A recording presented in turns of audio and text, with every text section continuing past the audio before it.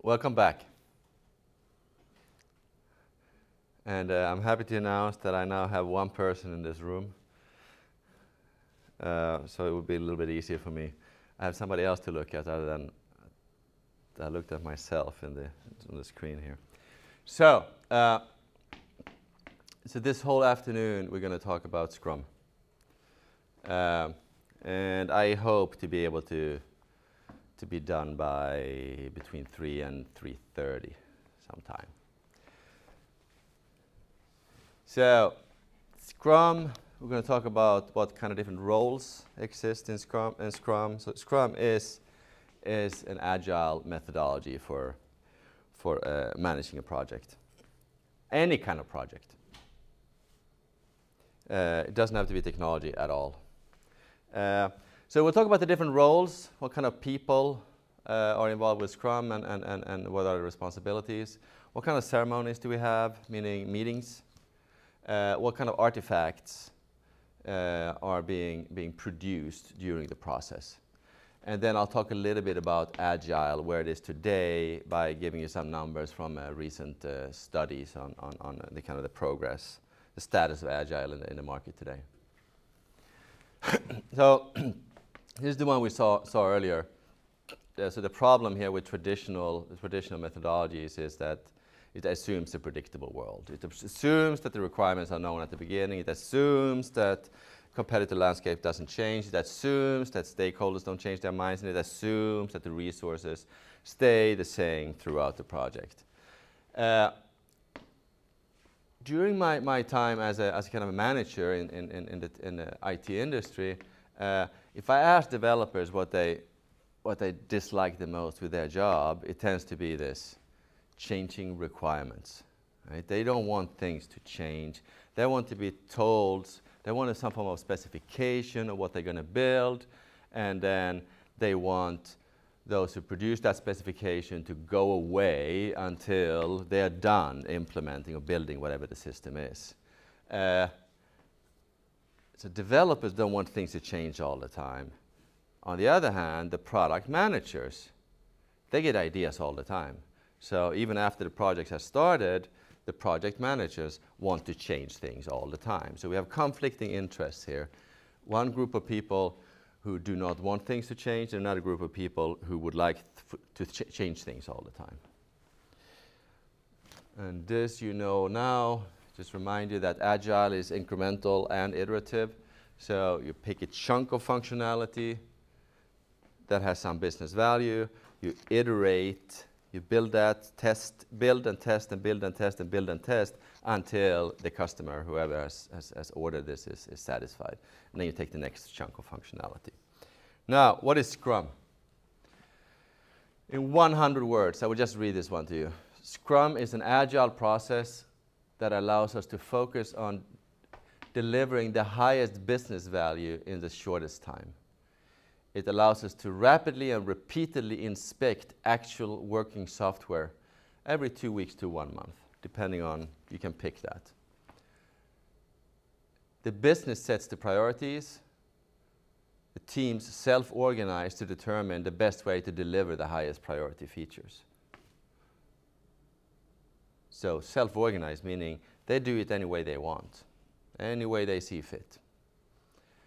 And in every 2 weeks to a month, anyone can see a real working software and decide to release it as is, or continue to refine it for another sprint. Or sprint is an iteration there's a nomenclature in Scrum. So the iteration is called a sprint. So that's what Scrum is. Now, one way of visualizing this, it's a pretty popular one, is this one. So you have a starting point in the bottom left, and the red dot here on the right side, that corresponds to what the client has asked for. So this is their requirements, right? So in the traditional waterfall process, you would start at the starting point and you would walk towards the red dot, because that's what the client has requested. However, in Scrum, what you do instead is that you set out in a direction that is somewhat aligned with the where you think you're going. You think you're going to where the red dot is, what the client wants. The client has expressed that they want, right? So you set out in a direction that's somewhat aligned with the direction to that point. Here it goes a little bit down to the right? And at the end of sprint 1, at the end of this first iteration, so there you have taken a piece of functionality, a chunk of functionality, you built that, and you're now showing this at the dot, the sprint 1 dot here. You're showing this to the client. Now, the client might look at this and say, you know what? Yeah, I kind of like this, but can we change a little bit and go that direction instead? And so you take into account empirical data based on what you have produced so far, and you ask the client, is this good? Is this where I should be going? Should I change direction? Is it good what I've done? And the client might tell you then, you need to change direction a little bit. So we define a goal for the next sprint, for sprint 2, and we set out in the direction of the sprint 2 dot on this one.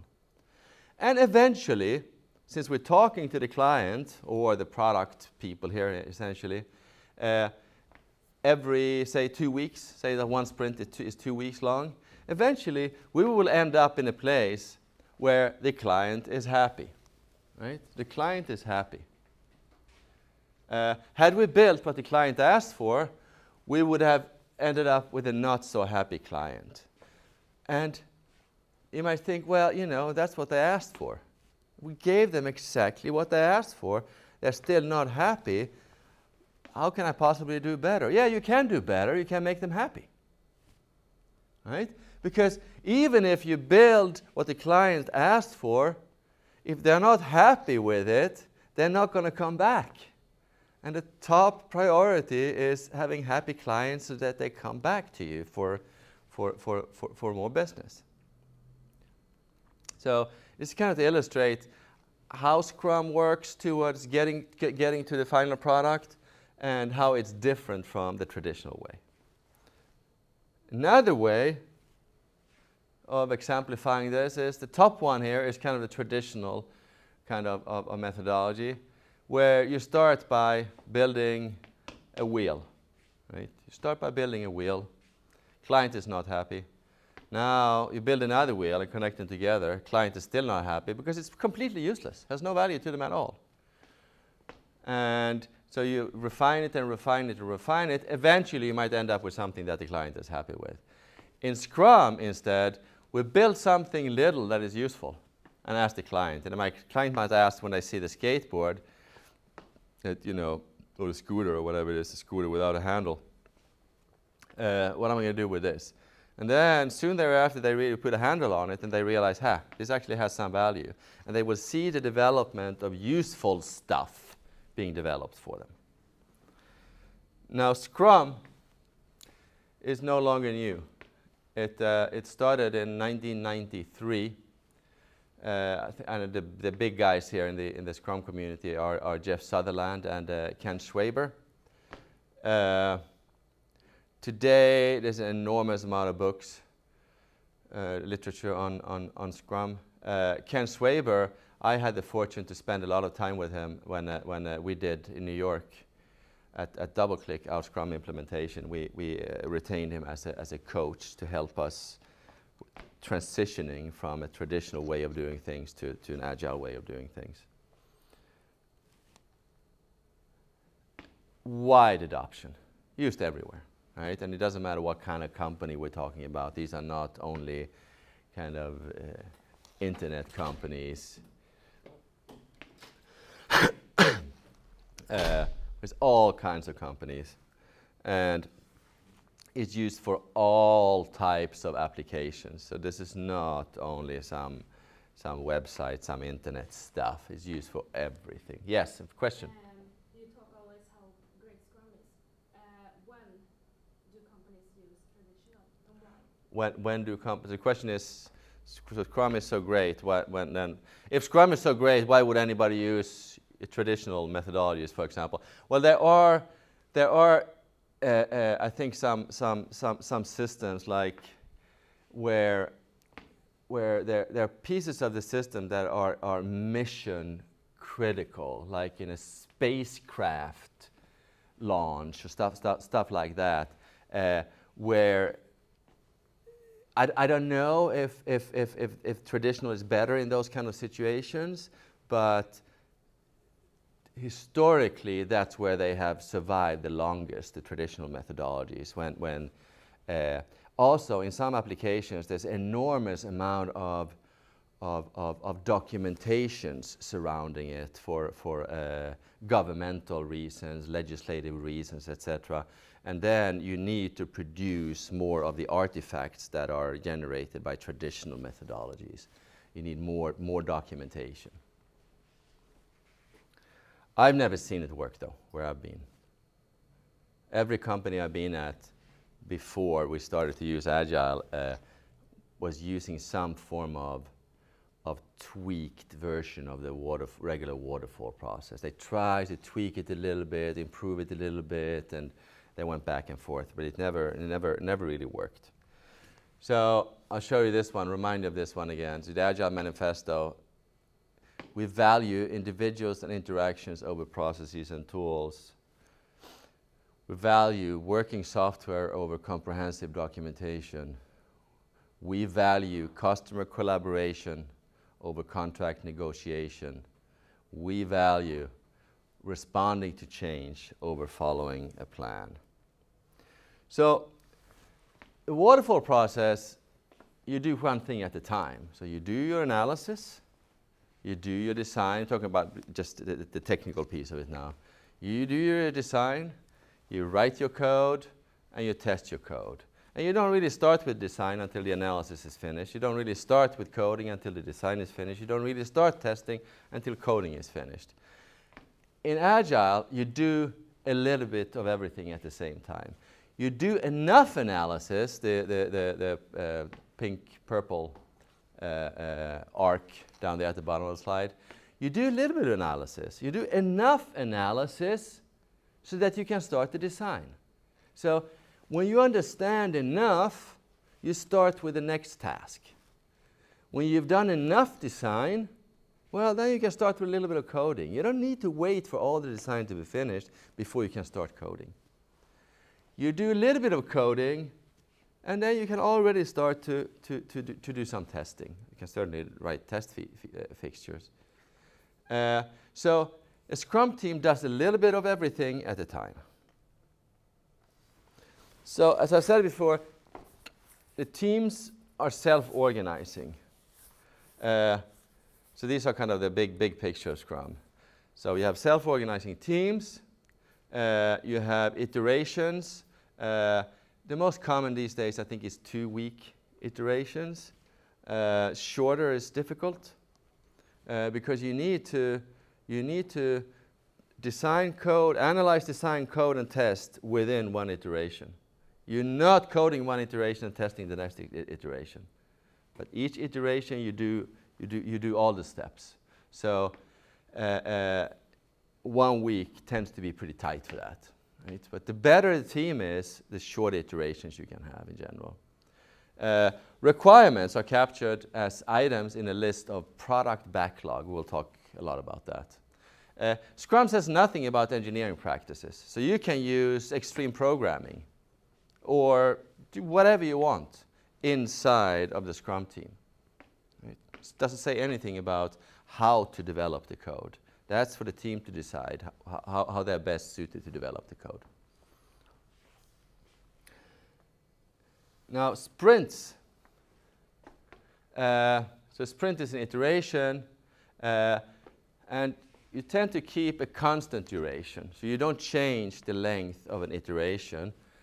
And the reason for that is really typically the projects that you're doing are so big so that there's more than one team. And you want these teams to move in sync forward. You cannot have one team that is after the other because there are going to be dependencies between the teams. It's always dependencies. And as I mentioned before, product is designed, coded, and tested during one sprint. And when a sprint has started,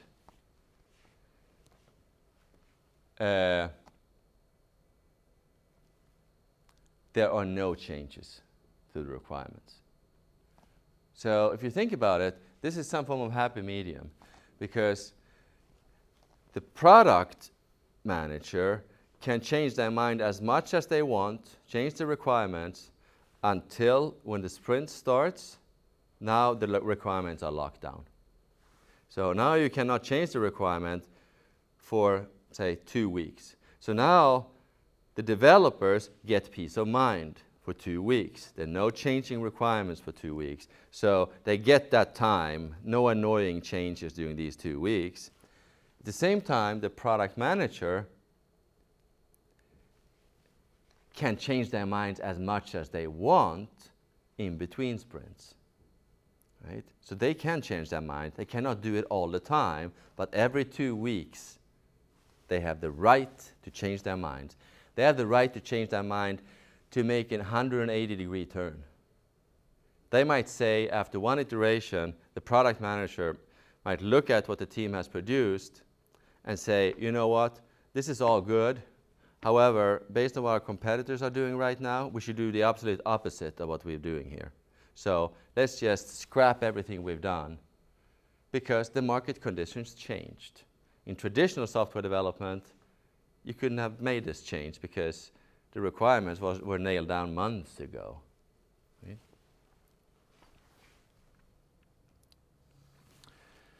So I'll walk through this and we'll see this one again. So this is kind of a depiction of how Scrum works. So in the bottom left there, you have the product backlog. And the product backlog is owned by the product owner, who is a product manager. The product owner takes input from end users and customers and other stakeholders to decide what are the features that I want built in this product. And they're responsible for prioritizing this backlog. So these features, so the product backlog consists of a list of features prioritized by the product owner. Right? So those that are the most important should be the top features on this product backlog.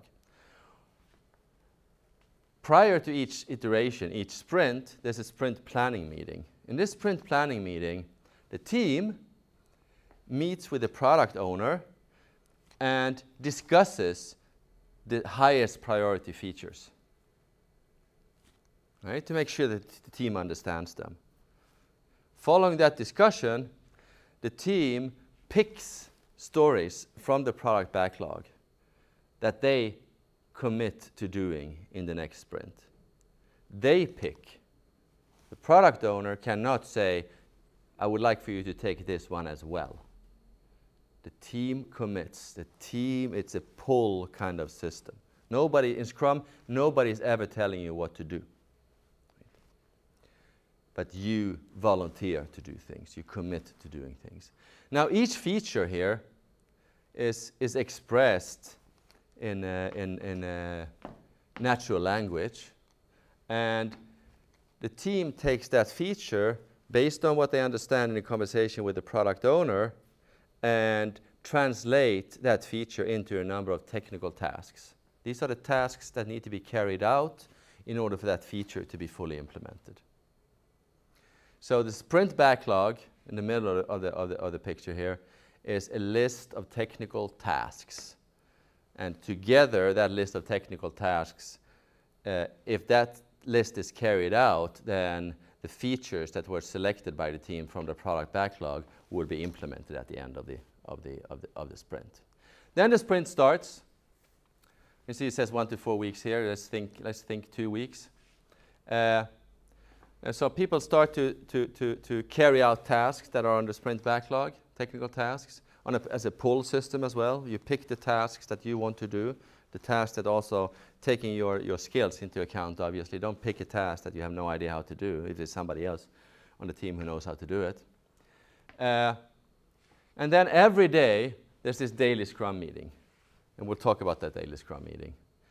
And at the end of the iteration, the there is a meeting, a review meeting, where you show to the product owner what you have done, and the product owner might decide to make this available to customers. We'll talk more about this. So we'll just talk in detail about these different things. So we have 3 roles. The product owner, who's the product manager, responsible for the ROI of the product. The Scrum Master, who is a project manager.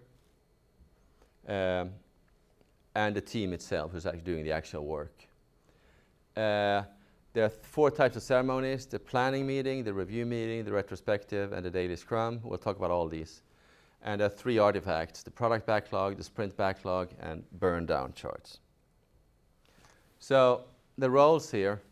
So we have a Scrum Master, we have a team, and we have a product owner. The product owner.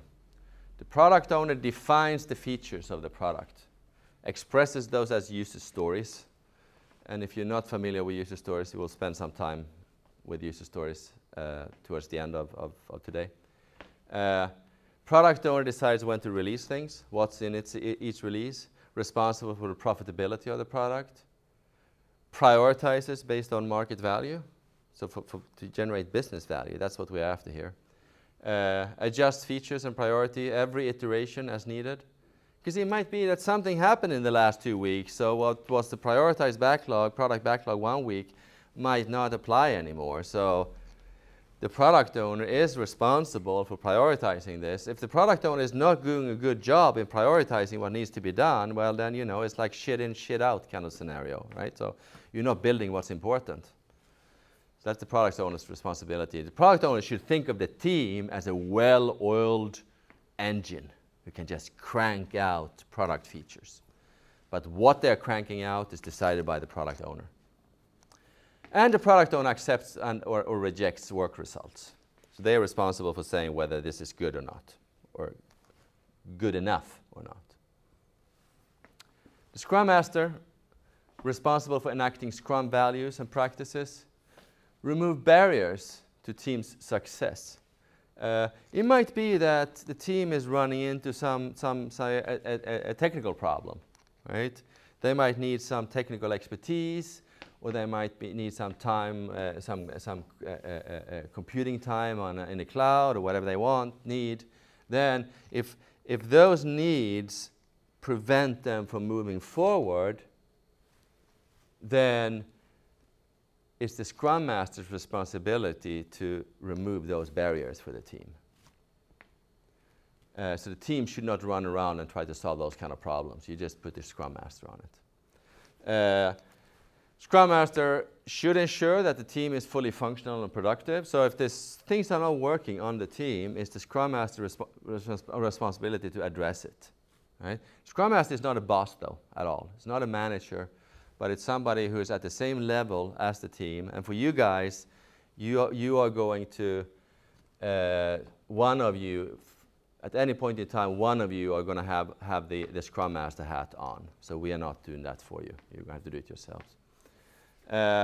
Enables close cooperation and shields the team from external interferences. So it is bound to happen that somebody will ask you, even after a sprint has started, that can you please, I know I said I wanted it this way, but can we please change it to this instead, says the product owner. And, you know, as an empathetic human being, you might feel sorry for the product owner that, you know, I really want to help this guy out, might be a friend of yours as well. But really what you should do is just tell them to go talk to the Scrum Master, because they have no right to speak to you at all, really, asking for you to do things that had not been decided prior to the start of the sprint. Okay, so that was the product owner, the Scrum Master, and now the team. The team is typically 5 to 9 people. I think 7 is kind of the sweet spot there. It's cross-functional, so you populate the team with people with different kinds of expertise, so that together the expertise covers everything that needs to be covered in order to pull off the project.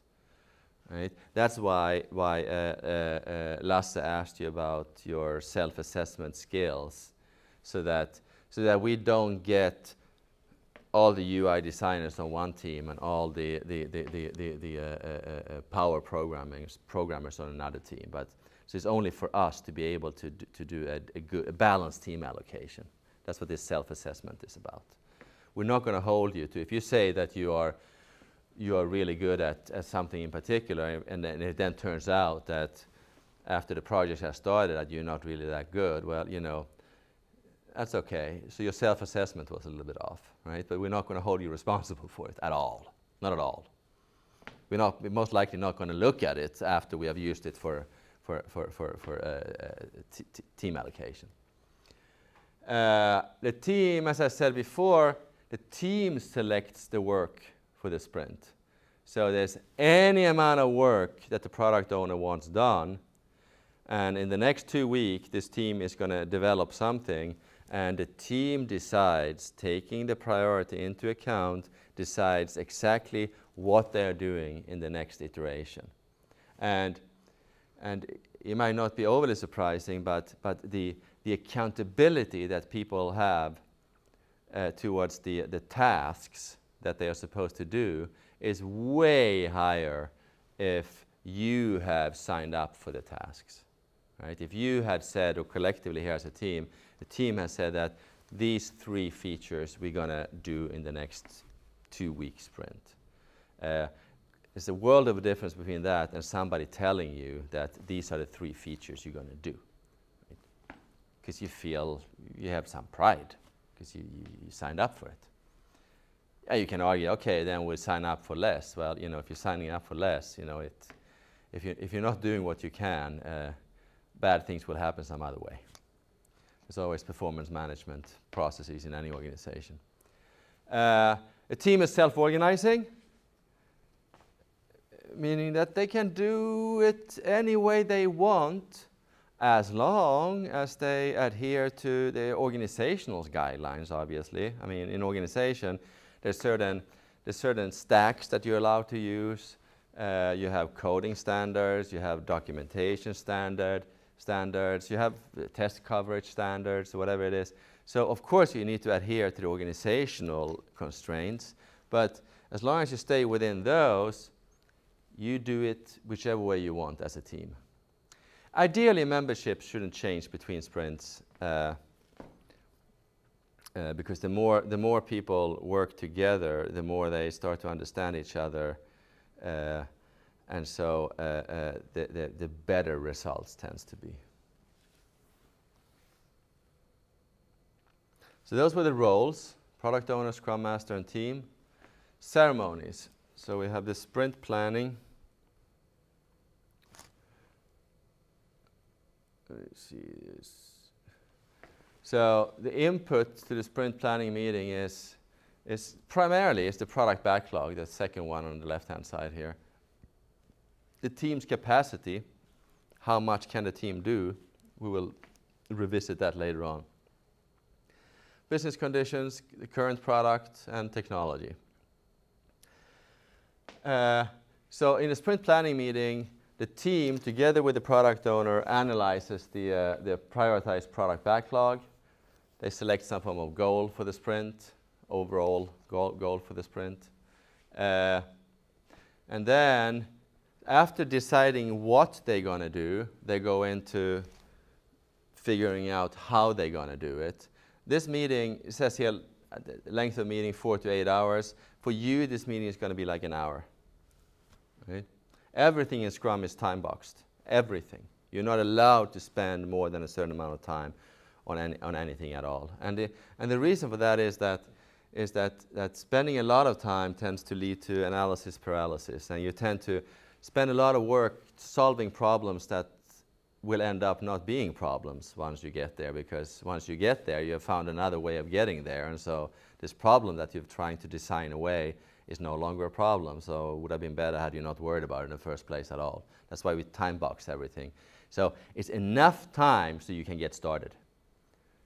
Acknowledging that we won't know anything now. No matter how much effort we put in right now, we will not know everything anyway.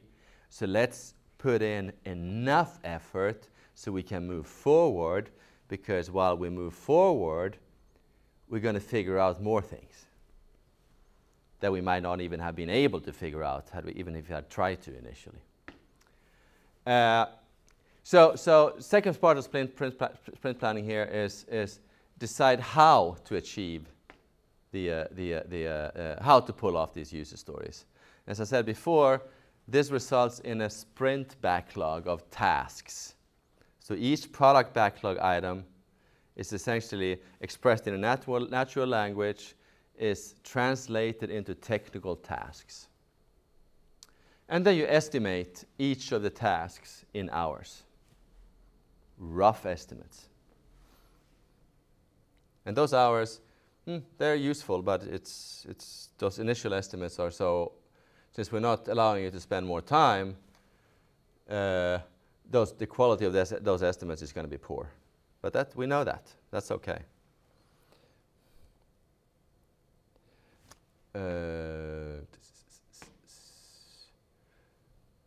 So a team selects the user stories, the features from the product backlog.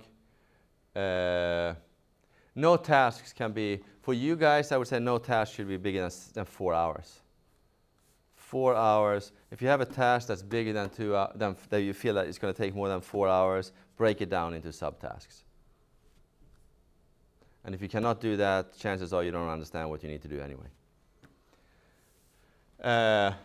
So for example here's a poor user story, but it's still a user story kind of, on the left-hand side. As a vacation planner, some vacation hotel system or something, I want to see photos of the hotels. So this would then be a feature, and this feature is translated into, in this case, 5 technical tasks. One that says we need to code the middle tier, code the UI, write text fixtures, code the new foo class, and update some performance tests.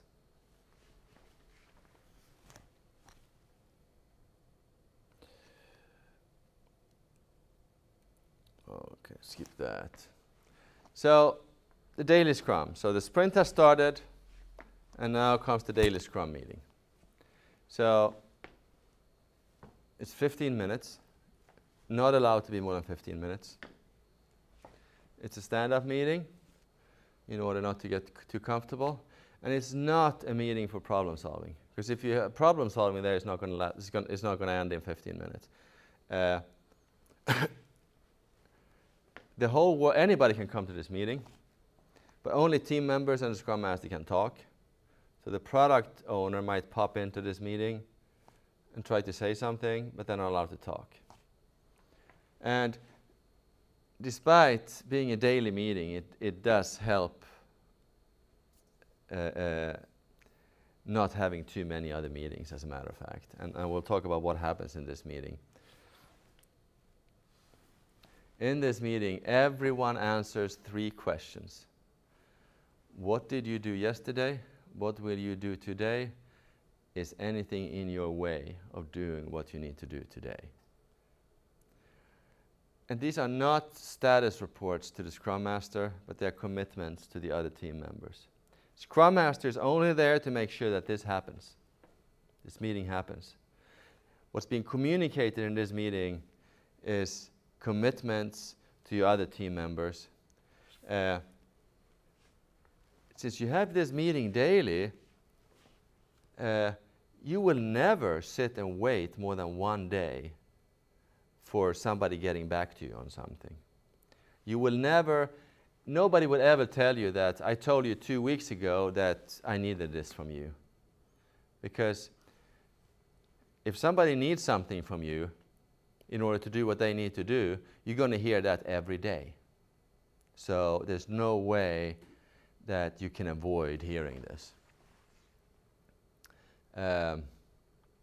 So this is about letting everybody know what's going on, right? Everybody knows what's going on now. And everybody knows what's expected from them. And everybody expresses what they expect from everybody else. Then we come to the end of the sprint.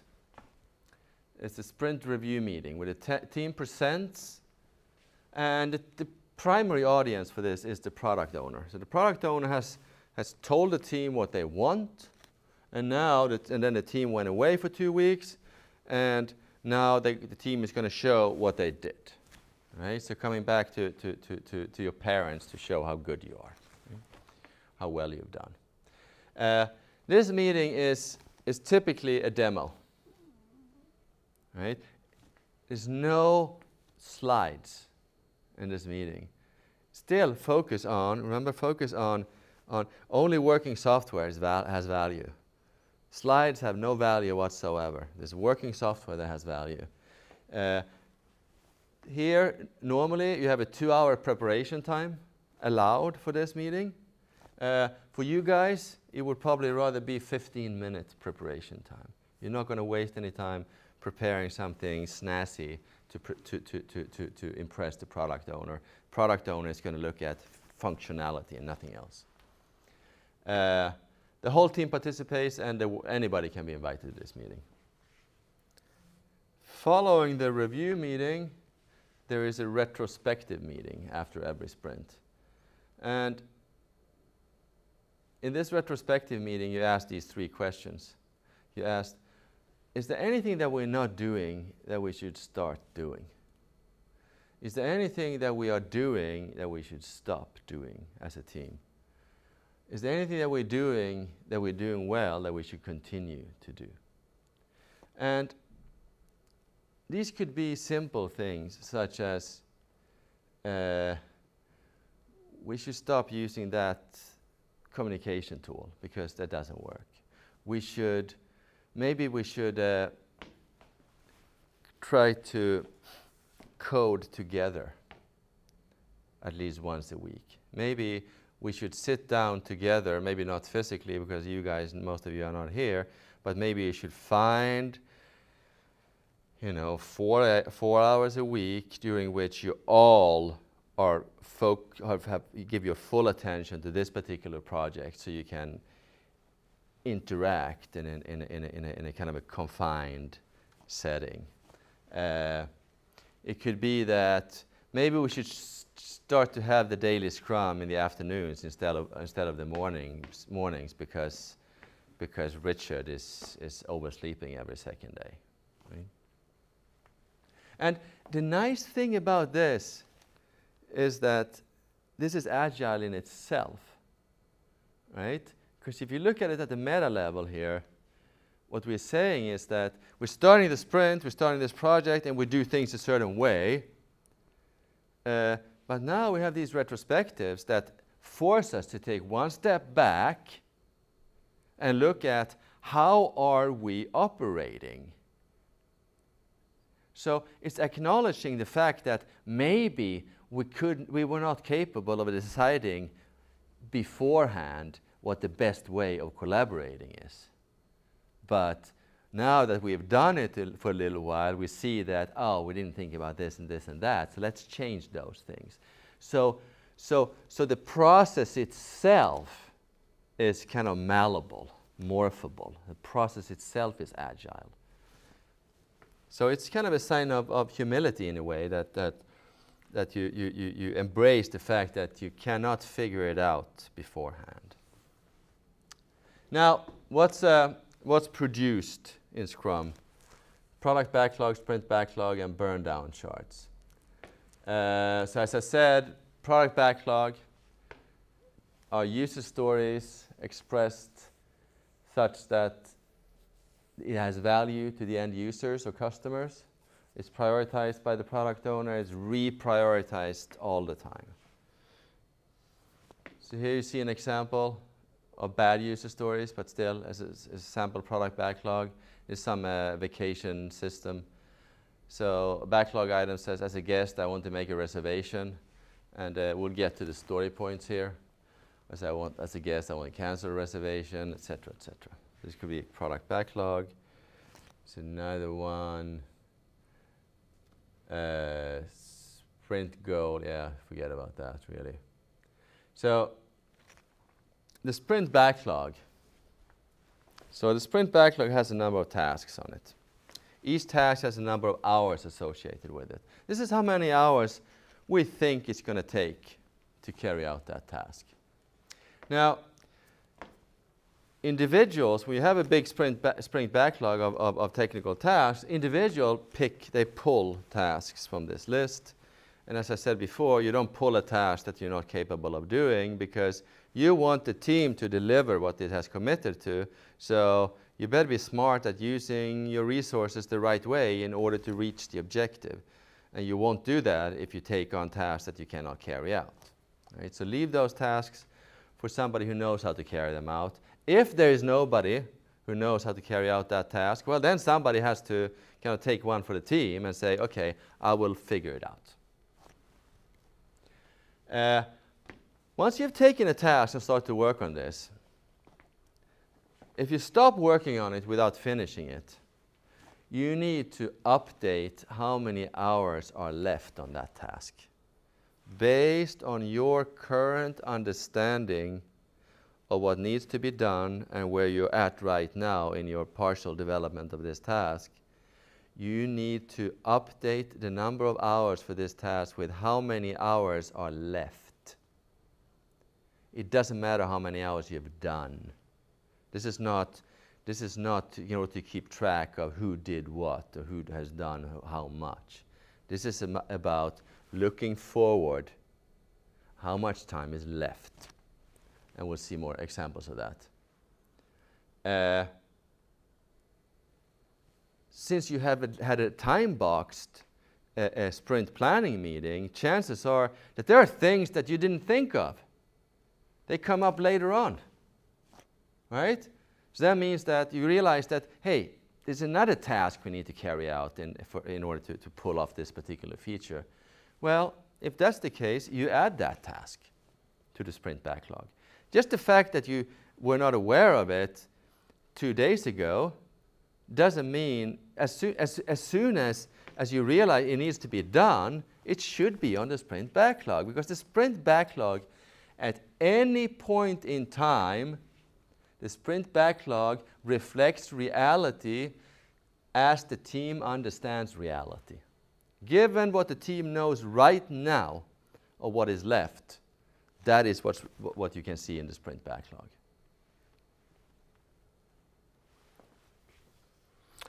So, example here. So here we have a sprint backlog, and those are the hours that we initially thought each of those tasks was going to consume. After 1 day, we can see that the amount left to code a UI is, we think it's 4 hours. So you see there's a difference there. So it started by 8 hours and it's now 4 hours. And there's nothing there that indicates how much time has been spent on the first task. The only thing it says is that initially we thought it would take 8 hours. Now I think there's 4 hours left. I might have spent 20 hours in the meantime. Irrelevant. It's only how much time is left we care about. You see the third task there, testing the middle tier. Well, maybe no work was done on that one, but somebody who did some other piece, maybe the guy who was the person who did work on coding of the middle tier, the second task here, realized that there's a lot more testing to be done here than we initially realized. So I don't think it's going to take 8 hours. We're not going to do that in 8 hours. It's going to take us 16 hours to carry out that task. Right? So again, it's a reflection of reality as we understand it. And just like science, I don't know if you've thought of that, science is the best approximation we have of physical reality. The best approximation of physical reality. And tomorrow, the approximation is going to be even better, because we're going to have figured out a few things. So now we have a better approximation. Same thing here. On Monday here, that was our best approximation. To the best of our knowledge, that's how much time is left on each of those tasks. But 1 day into it, we realize that we have a better approximation now, because we know more now, simply. And so this continues. And if you look at this, if you sum up each column here, the total number of hours, and now if you plot this over time, you can see, so here's a sprint burndown chart for some team. So this team had, when they started on April 29, 2002, they thought that they had, say, 770 hours left in their sprint. A day into the sprint, they have more hours left. Another day into the sprint, they might have discovered new tasks or realized that some task was harder than they initially anticipated. So this curve now reflects how much, at any point in time, if I go in and look at this curve, I'm going to be able to see, say that I'm an executive somewhere up in the organization, and I'm wondering, or a product manager, I'm a product owner, I want to know, are they going to deliver? Is the team going to deliver? Well, you know, the ideal way of that this chart should look like is a straight line leaning down to 0 when it gets to the end of the sprint. But I might be able to see, I mean, here what happened, for example, when it went down dramatically from 600 hours to less than 400 hours, what might have happened there is that they might actually have dropped the story. The team, together with the product owner, when they reached this point here, realized that there is no way we're going to be able to do everything. We will not be able to finish. Given this trajectory, we will not be able to finish. We will not hit 0 when we get to the end of the sprint. And so what we do is, in collaboration with the product owner, we might decide to drop one of the stories. Say that, you know, we're not finished, we're not even trying to finish this story. So the result might be that at the end of the sprint, the team has finished 3 out of 4 stories completely. And had they not dropped the story, they might have ended up with 4 half-done stories. And half-done story has no business value, and we're focusing on delivering business value.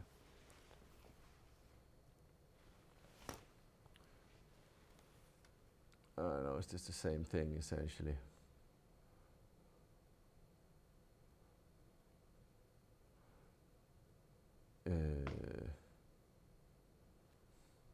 Yeah, noteworthy here, no work assignment by management.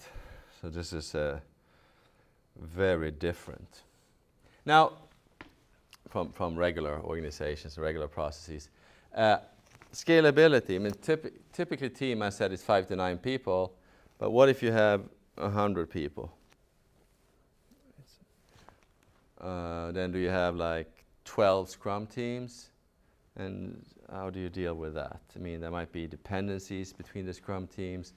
This is clearly, as soon as you have more than one team, complexity explodes. It's not like it's not doable, but typically what you do is, if you have, say that you have three Scrum teams, you pick one person from each team, and so each team has daily Scrums. You might take one person from each team, and you might have kind of a semi-weekly Scrum for those 3 representatives. So they might meet 2 or 3 times a week, just to make sure that there's no problems stemming from dependencies between the 3 teams, because some of these teams are going to wait for each other on things, and somebody needs to kind of manage that. And if you have even more teams, you can have Scrum of Scrums of Scrums, etc., etc. But needless to say, the more layers you have here, the more complexity you introduce. Now, when I double-click, I mentioned this, we implemented Scrum for an organization of about 300 software engineers at the time. Now, why did we do this? Well, projects were constantly running late. right? So our existing process simply didn't work. There was tension between product management and engineering organizations. Product management was just asking for more and more and more, and engineering was just pushing back and back and back. And product management should want more and more and more. They should push the engineering organization, but it created a kind of a negative energy between the organizations. We had no metrics for performance of the engineering organization. I was with my boss, who was the CIO at the time, and we had a meeting with our investors, and our investors asked my boss, so Greg, how's it going? How's your organization doing? Is it doing well? And he says, yeah, it's doing really well. And then the investor asked, so how do you know? And he was just floored. He had no answer to the question.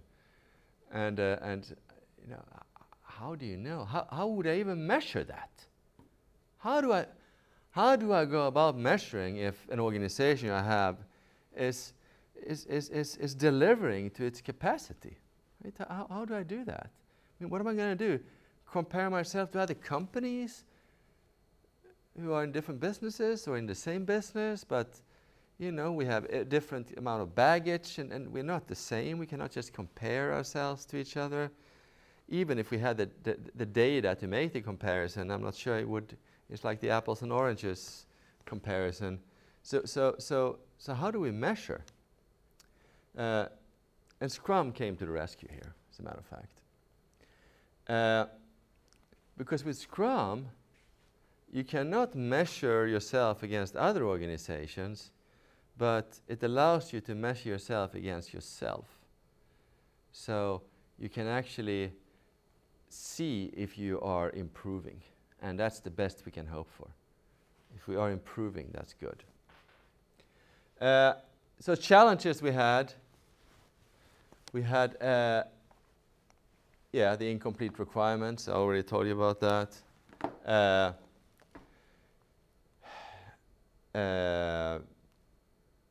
To release things monthly is very, very difficult. Requires good engineering practices, as a matter of fact.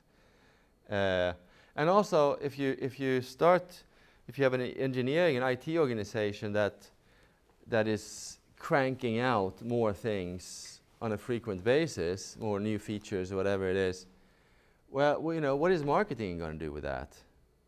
Right? If we tell marketing that, hey, you know, every 2 weeks you're going to get new cool stuff for your products that you can tell your customers about.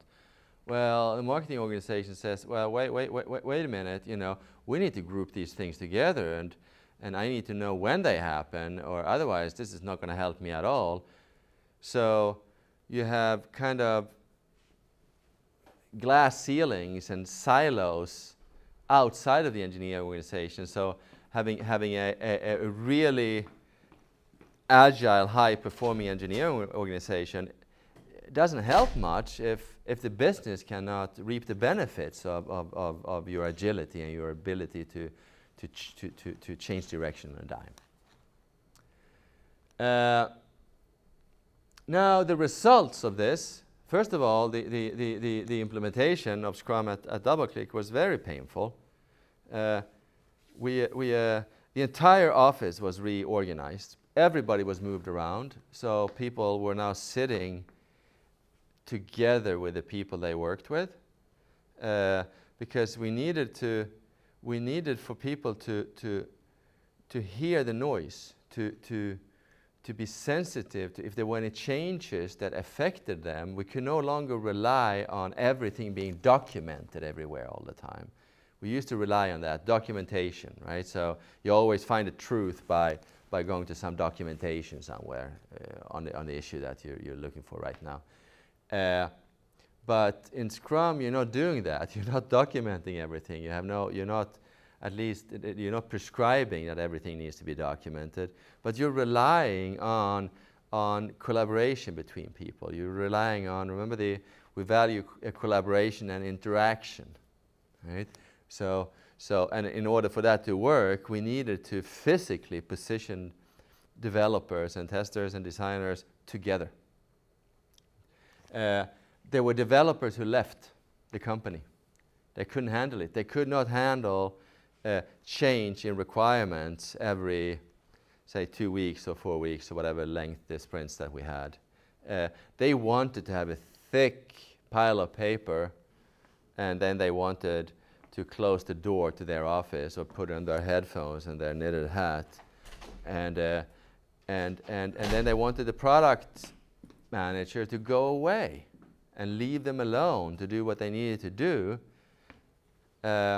Now, you know, you're telling the developers that the requirements are going to change every 2 weeks. They couldn't handle the uncertainty in their lives. They had become so attached to the certainty, to the predictability in their lives, so they couldn't handle it when that was was like pulling the rug from underneath them. They just fell through. And so I would say 10% of them left. They couldn't deal with it. So what were the results? Well, huge improvements in visibility and adaptability. All of a sudden, the tension disappeared between product management and the engineering organization, because the product managers now saw all the time what was going on, and they could change their minds on a regular basis, so they were happy like pigs in shit. And we had big gains in predictability in what we were able to accomplish. I will get to that too. Okay, so what does it look like today? Well, this is from a survey from either early this year or late last year. So you see here that essentially more than 75% of all organizations that have implemented some form of Agile methodology are using either Scrum or some Scrum-flavored methodology. So that's what you need to learn, right? If you know one of these, you can pick up the other ones. But this is the one to learn, and this is what you will learn in this course. Asked about what are the top benefits you're getting out of using Agile. The companies say ability to manage changing priorities, increase team productivity, and improve project visibility. What are the top 5 techniques that you're using?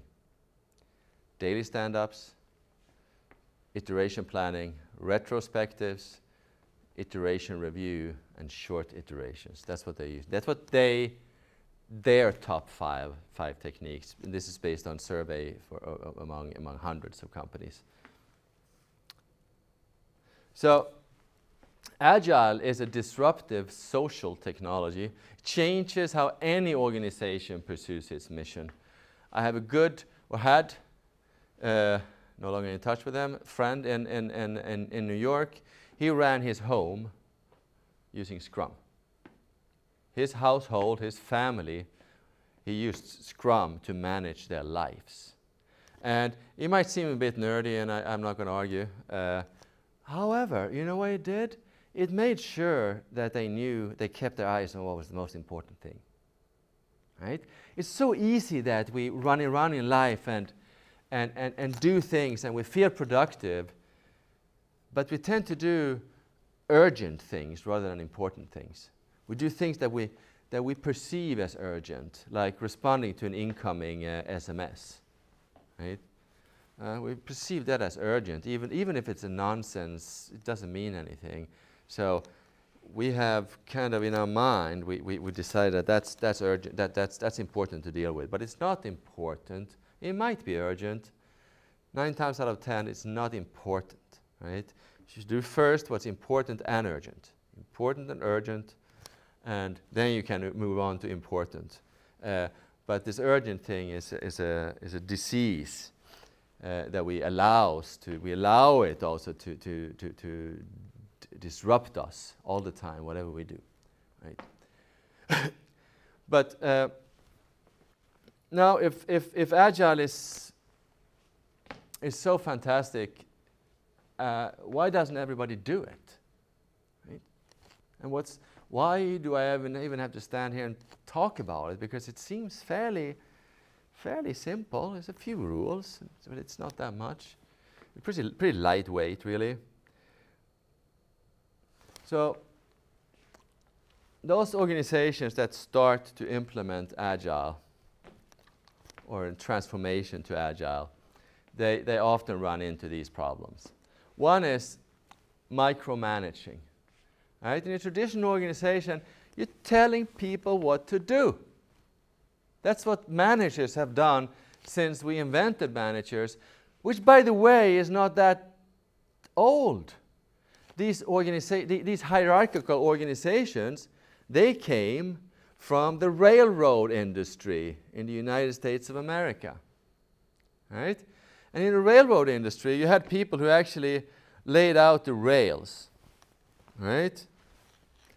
And they didn't know where it was going to go. They needed somebody to tell them how to do this and what to do, because they were low-skilled manual labor. Right? So low-skilled manual labor didn't know how to do, so we built a management structure on top of them that knows what to do, and then they pass on directives to these low-skilled laborers. Now, today's railroad workers are software developers. Software developers who are doing the work. Right? So now, instead of having low-skilled workers at the bottom of the hierarchy, we have high-skilled information workers. And we all belong to that group of people.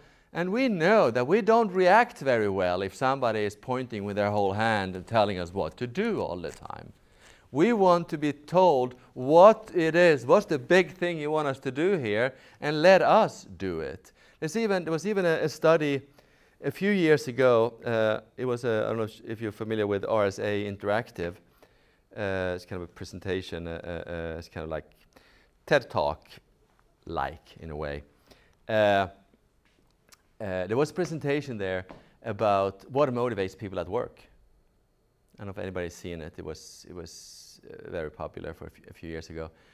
And it turns out, because the thinking was about how much matter does money, how much monetary compensation play in how people feel about their job, right? And it turns out that low-skilled workers with monotonous tasks, for them, money is a carrot. For high-skilled workers, as long as they are paid decent amount of money so they don't feel they need to worry about money, then there are three things they care about. One is autonomy in their daily duties, to have a certain degree of freedom of what to do, or at least, at the very least, how to do it. The second one is purpose. What's the purpose? What's the overall purpose of what I'm doing here? And the third one is mastery.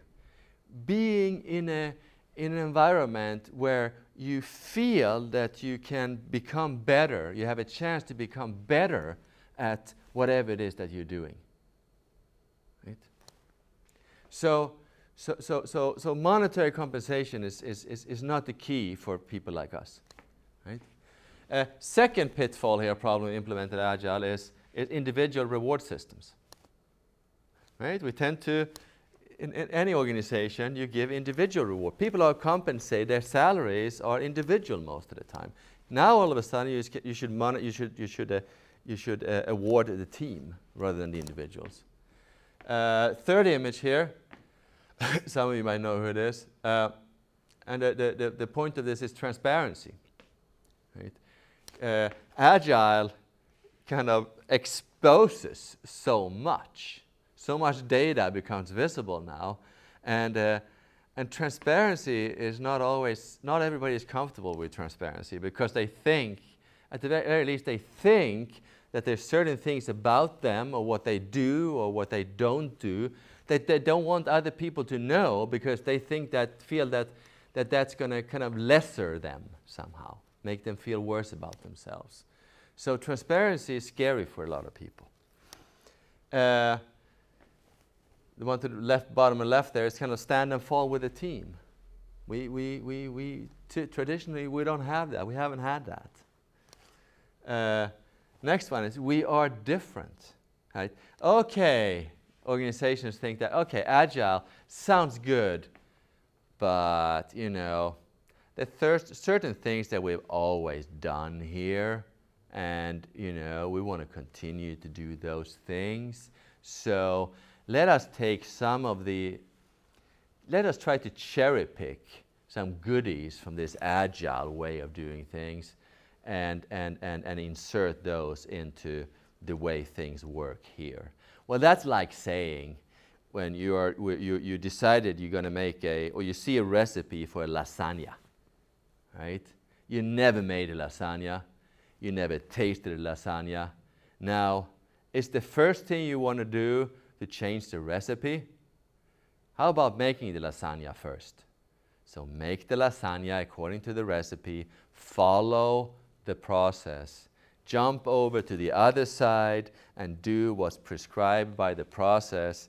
If it turns out that you cannot make that work, okay, then you're starting from there to modify it, maybe introduce some of the things that you've always done that work for you. But don't start where you are and start to cherry pick things, right? So sometimes we have to jump in with both feet, or we will really not get an impression of what it's like, right? We need to try. More pitfalls. The first one is you've seen before. This is just part of that image. It has to do with lack of customer interaction.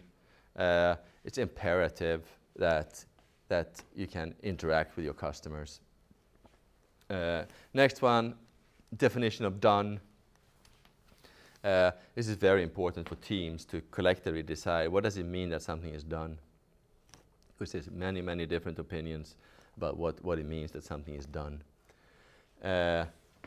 Bottom left here has to do with the uncertainty when it comes to vision, which is frustrating both for the product owner, because normally they could define destination and then tell everybody to go towards that destination. All they can do in Scrum is to define a direction, not the destination. You define a direction, and then on regular intervals, you stop, you take a step back, you look at the empirical data, and ask yourself, is this the right direction still? If it's the right direction, I can continue in this direction. If not, well, maybe I modify my direction a little bit. So you have a direction, not the destination. And the last one here has to do with too busy product owners, as I said before, shit in, shit out. If they're not prioritizing, if they don't have time or whatever it is, then the whole thing falls flat. Bigger challenge. So suppose I was alluding to this a little bit before. So you have an IT organization that's agile, that's cranking out features like a well-oiled engine. But if the rest of the organization is not being able to reap the benefits of this, then what's the value of it? So agile kind of IT development is trickling out to everything in the organization, everything. So everybody needs to change. So we talk about Scrum, the roles, the ceremonies, the artifacts, and a little bit about Agile today. And there's plenty of resources here. And I would take 10 minutes break here before we continue. Thank you.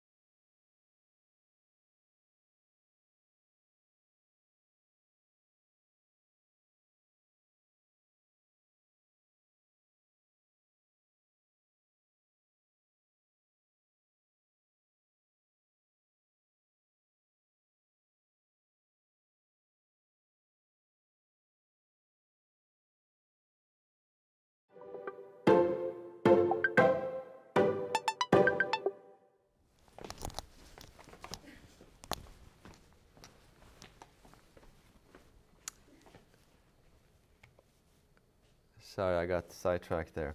Oh, I should have done this. We're done with that last presentation now.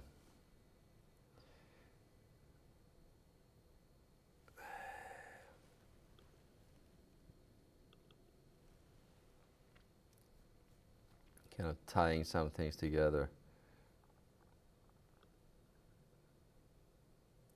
So I understand a lot of you are might be familiar with Scrum and such things before, which is okay. So we're going to talk about user stories, story points, and planning. Have you done that? Don't know. Okay. So just quickly go through 5 levels of planning, and then we'll talk about user stories and acceptance criteria, story points, team velocity, which is the same as team capacity, and how you use story points and capacity for estimation. So there's essentially 5 levels. Of course, there's different ways to skin a cat, as they say. You know, this is 5 levels. I'm sure you can find one with 4 levels or one with 6 levels out there if you look around. But you kind of have it goes from strategic to tactical. So at the top level, you have some form of product vision, and typically it's done like annually. What is this product about? Where we're going? There's a vision is kind of a plan. Then you have a product roadmap, which is typically twice. That's not twice a year. That should be spelled B-I, not B-Y. And then you have a release plan, which is kind of quarterly, around there somewhere. And then you have the iteration plan, which is the sprint planning. And then you have the daily stand-up at the lowest level. So in the vision, you're really talking about big blue sky kind of things. What are you trying to accomplish, and why are we doing this? Roadmap, next step, some high-level themes for the next releases. A theme could be, you know, we need to support this mobile platform as well. That could be a theme. There's a lot of wiggle room here, so we can modify a lot of things there.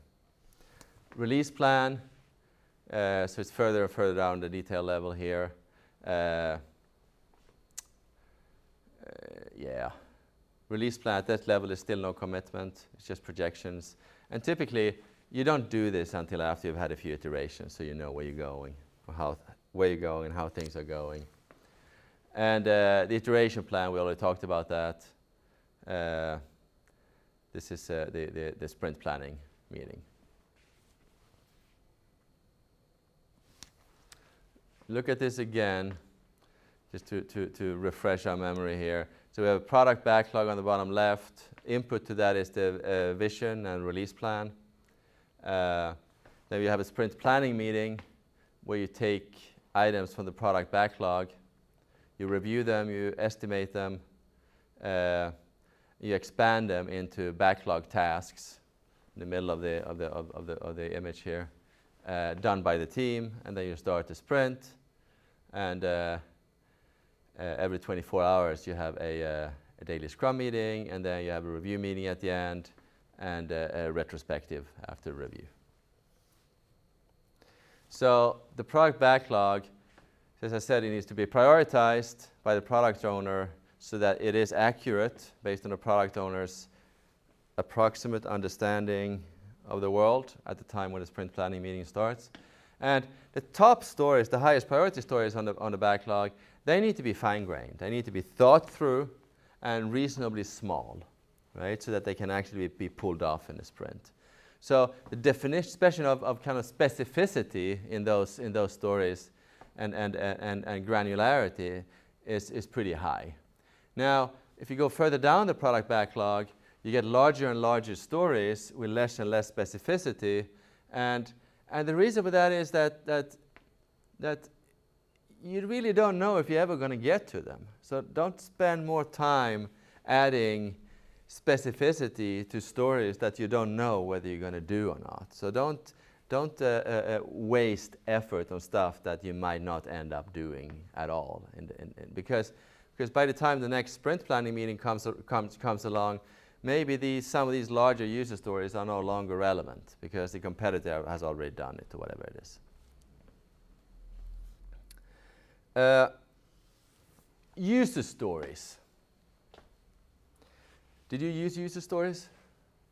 You did not use user stories before, okay, because they are important. So requirements is a communication problem. Those who want it must communicate with those who build it. You can look at that yourself. And you've probably seen this one, this picture here, where the top left says how the customer explained it or how it was understood by whoever received that explanation. Or rather, the next one is how the project leader understood it, and then how the analyst designed it, etc., etc. And the last one to the bottom right here says what the customer really needed, right? So it's a communication problem. Communicating a requirement is a communication problem. So in Scrum and in most of Agile, we are using a concept of user stories for communicating requirements.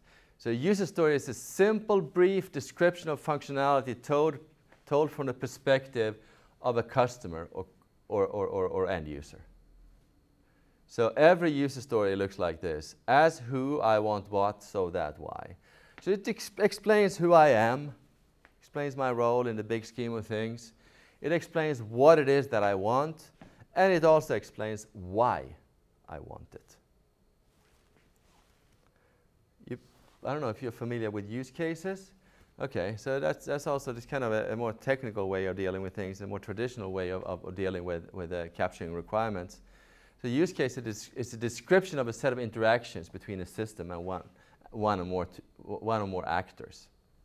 Right? So that's preconditions, postconditions, standard paths, etc., etc. Now, if you compare user stories to use cases, then user stories are about needs, and use cases are about behavior of a system. User stories are faster to produce and can be written by product folks.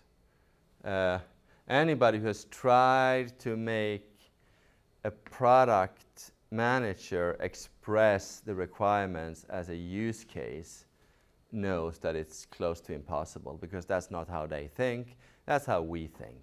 We might think of things in terms of use cases, but they don't think that way. The business folks don't think that way. They cannot express themselves that way.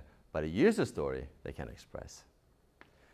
User stories are used for planning and estimation, and not a sequence of actions. They contain acceptance criteria, are not meant to document every aspect of work, but rely on collaboration to flesh out the details. And a user story can be coded and tested in one sprint. Now, a good user story is independent, meaning it has as few dependencies as possible on other user stories. Is negotiable, meaning details are added via collaboration, added or removed via collaboration. They're valuable, meaning that provide some value to the customer. They can be estimated. They're small enough to be done in one sprint, and they are testable. A couple of good user stories. So the context here is a video sharing site. As a creator, I want to upload a video from my local machine so that any user can view it. So I'm a creator of a video. What do I want to do? I want to upload a video from my local machine. And why do I want to do this? So that any user can view it. Right? It's very clear what is meant by this, expressed in this very, very simple, natural language fashion. Well, as a user, I want to search by keyword to find videos that are relevant to me.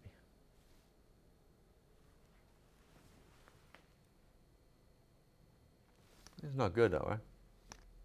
As a user, as a who, I want what? Search for keywords, search by keyword, I guess, so that I can find videos that are relevant to me. Yeah. And oftentimes you talk about the 3 C's here, where the card is the first C. That's the actual story. It could be written on a card. Oftentimes they do this. We're not going to do this, I think, unless Lasse decides so. So it's a short natural language description of what it is. A conversation, and this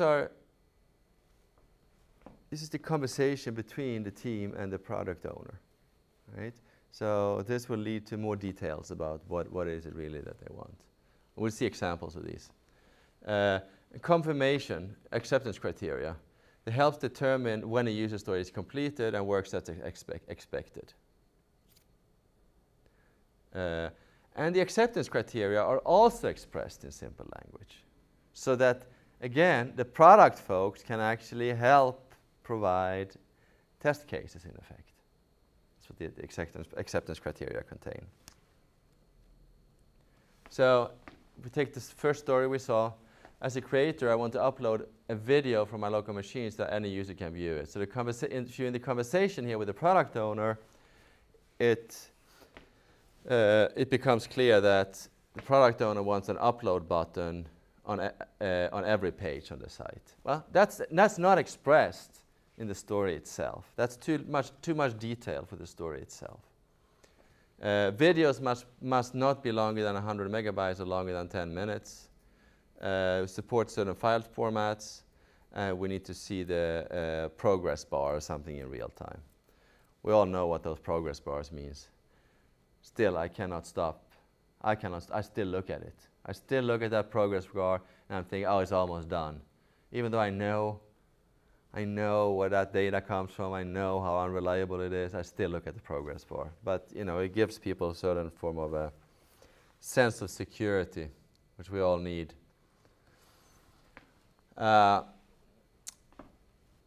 So acceptance criteria here, confirmation. So this comes out, either the product owner has already specified this, or this comes out in a conversation with the product owner about, so what do you require here? Well, this is essentially a test plan, right? You click on the upload button, you specify the video, which file, you make sure that certain extensions are supported and other extensions are not supported. You make sure that the file size limitation and the length of the movie are correct. You click upload video and you check its progress bar. So that's the acceptance criteria for that story. Some bad user stories. As a user, I want to be able to manage ads. Think of this as an advertising, some advertising technology system. So as a user, I want to be able to manage ads so that I can remove expired and erroneous ads. Why is that bad? Why is that a poor user story? It's because of who? As a user. Okay, what kind of user? I might be an ad operations manager who gets a phone call or gets an email sent with some images, and I want to enter this in some advertising campaign that's running in this system, right? That's one type of user. Another type of user in the system could be the CFO of the company. I'm interested in revenue reports. So if you're not specifying who the user is, it's going to be very, very difficult to implement this kind of feature because the CFO is going to need a more stupid, simple system than the ad operations manager, sadly, because they're typically not as technically proficient. So you need to know who's going to use it. Otherwise, you will not be able to build what they need. As a developer, I want to improve error logging. Well, there we forgot about the why. Well, as a developer, I want to improve error logging so that I can faster help the customers if there's a problem, faster fix the system if there's a problem with it, for example. As a product owner, I want this product to kick ass.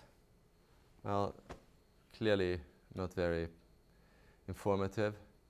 All connections to the database go through connection pool.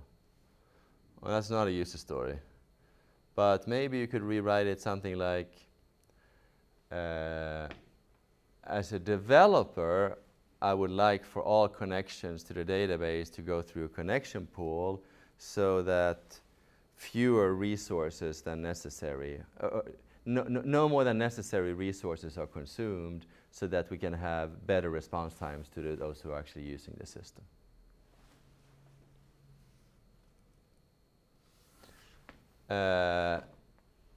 Acceptance criteria, example. As a conference attendee, I want to register online so it's fast and I can cut back on paperwork. Some acceptance criteria for this: user cannot submit without completing all fields. Information needs to be stored in a database. Credit card payment should be supported. An acknowledgement email is sent to the user after submitting the form. Now, credit card payment here, for example, not mentioned in this story at all, but came up during conversation with the product owner. It's not worth to mention up there because it's really a detail. This is focusing, what's up here, the story is focusing on the customer value, right?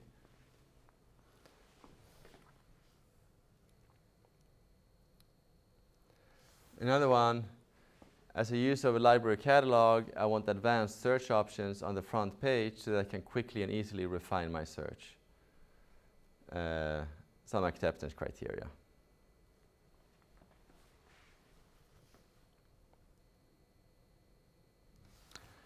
Another thing to think about is types of users, because different users have different kind of needs, demands on a system.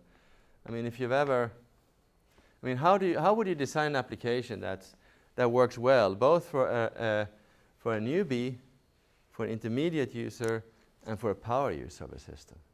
How do you do that? What does that even look like? I mean, we don't have so many examples.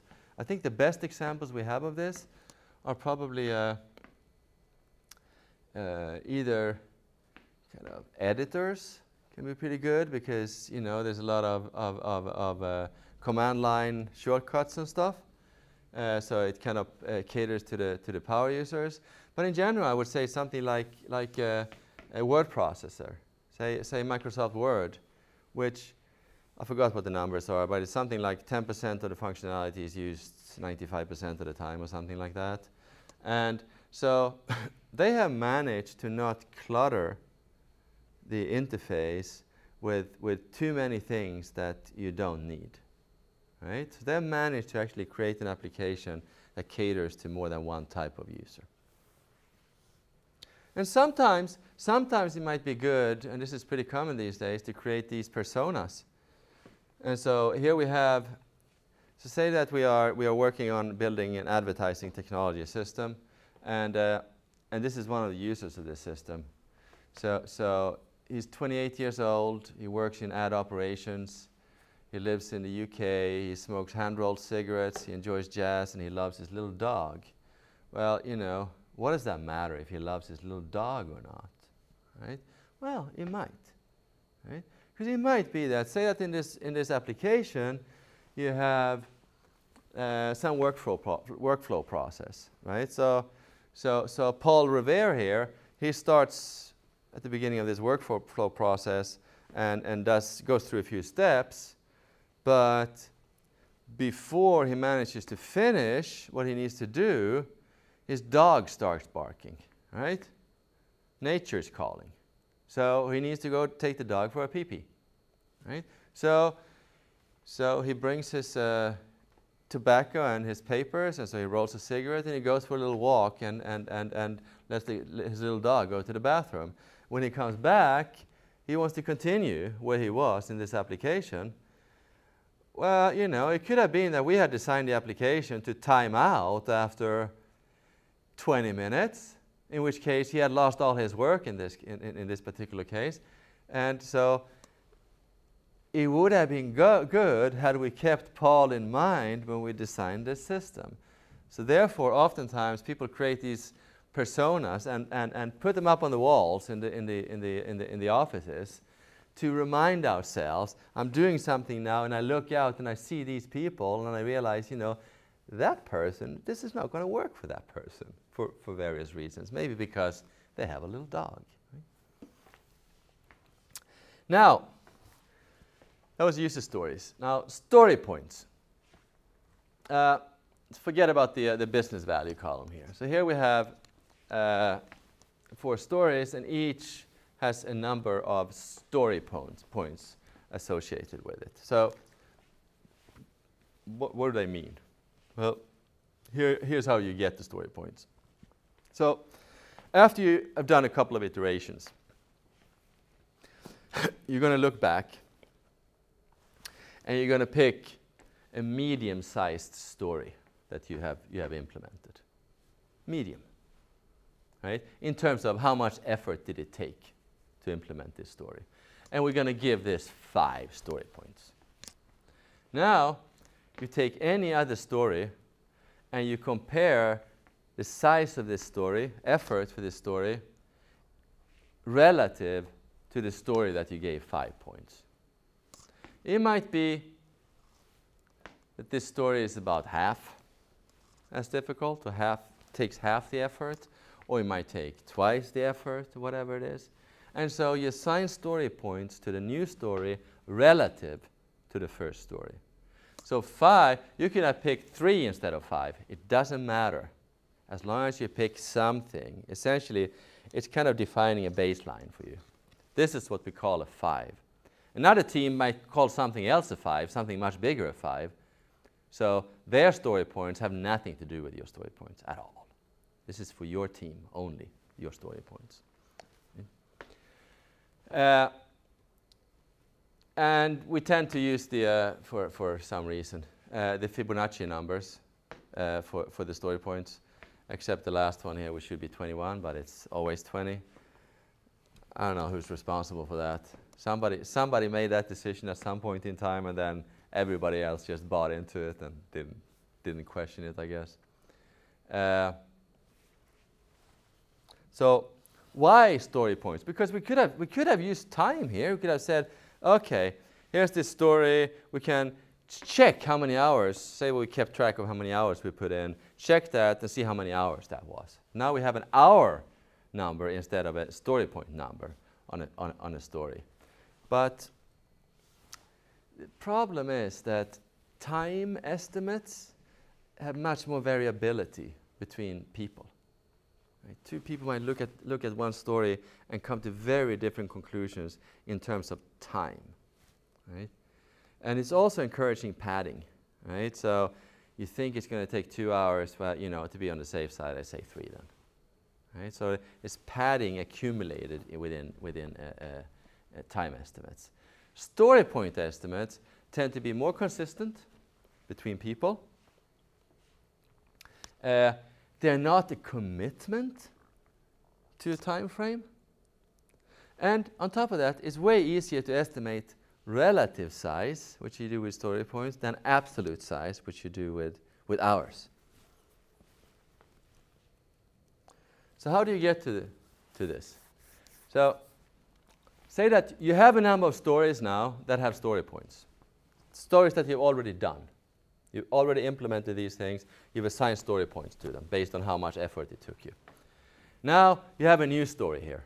New story, which we don't have story points for yet. So what you do is you discuss this story with the product owner. So the team is talking to the product owner to make sure that the team understands the story. At most 5 minutes. Then all team members produce cards with the numbers, with the Fibonacci numbers, except for 20 then. And all players, all team members or players here, now give their estimate simultaneously. What's the story point number for this? Right? It might be here that, a couple of them here say 3, one say 5, and the other one say 7. What would happen here is you ask this guy, C, who said 7, you ask, why do you think it's a 7? How are you thinking? Why do you think this one is much more difficult than some other story we've done before. And this guy might say, well, you know, because we need to do this and this and that, and you know, I think, you know, one of those things is really hairy and difficult, so that's why I gave it a 7. And then somebody else says, wait a minute, you know, I can do that in 15 minutes. What you thought was difficult, somebody else on the team says, I can do that in 15 minutes. And then the first guy, the guy C here, says, oh, I see. I didn't think about that. I didn't know about that. So let's vote again, right? They do it again until it converges, right? So what happened here was that new information was produced in the conversation which gave everybody a better understanding of how difficult this is. Or maybe this guy said that, you know, I've done this before. That is really difficult. And the rest of the team says, oh, we thought it was kind of easy because we thought it was similar to something we've done before, which only took a few hours. But now that we know that this is difficult, we agree with you. So you vote again, and maybe the second time everybody says 7, because now everybody is wiser. And so you repeat this until you get some form of convergence here. And why are we doing this? Well, because we get multiple expert opinions. Because you have a cross-functional team, you get multiple expert opinions. Dialogue results in more accurate estimates. Every study is showing this. And averaging estimates lead to better results. And it's kind of fun to play planning poker. Okay, so now we have these story points. What are they good for? Well, the velocity of a team is the number of story points, the total number of story points that they pull off per sprint. So it's kind of the speed of a team. This is the capacity of this team. We are historically doing around 15 story points per sprint. Now we know what our capacity is. But keep in mind that it can vary. It turns to vary widely in the beginning. You know, your ability to estimate becomes better and better and better. And it varies completely in size between two different teams. There's no point comparing at all. It's an internal tool for comparing. Okay, so now why does the team velocity matter? Well, say that this is the product backlog. And so the stories here have 3, 3, 2, 3, 1, 3 story points. If you know that the velocity of your team historically is about 9 story points, well, then you kind of know that you shouldn't take more than 3 or at most the 4 top stories from the product backlog, because you'll be shooting yourself in the foot. Because historically, you have not been able to deliver at that level. So why would you expose yourself to that? So it gives you an idea of how much are we capable of pulling off.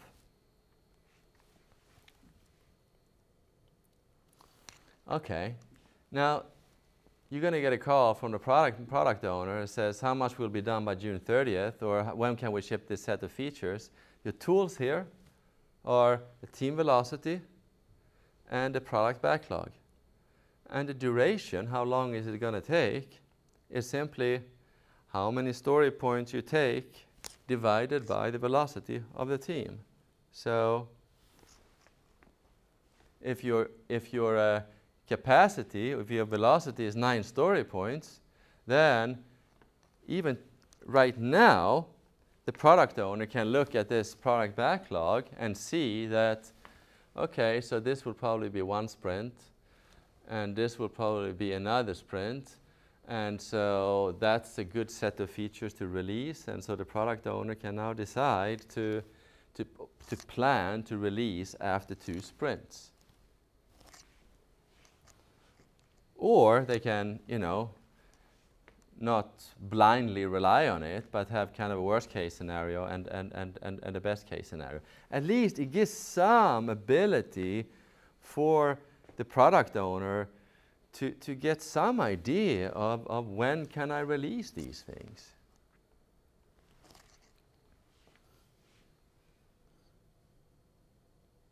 And I'm done. So, we talked about the 5 levels of planning, from strategic to tactical, tactical being the daily Scrum. We talked about user stories and acceptance criteria. User stories should be independent, negotiable, valuable, estimable, small, and testable. Those acronyms are hard. And then we have the 3 C's, the card, the conversation, and the confirmation. We talked about story points, what they are, how you get to them, and how we can use them for planning. And then we talked about estimation and team velocity. Any questions? Well, I would just wish you best of luck here. I have no doubt it's going to be a good learning experience and fun. Actually, it's pretty fun, this stuff. And as I said, I will now disappear, and you'll see me again on the 18th at the final presentation. I would be in the background though, to help Lasse if there's anything he needs help with, and also deal with some of the peer review stuff, as he hasn't dealt with that before. Yeah. So if there's nothing there. Nobody. Okay. Excellent. So thank you, and live life. That's what we're here for.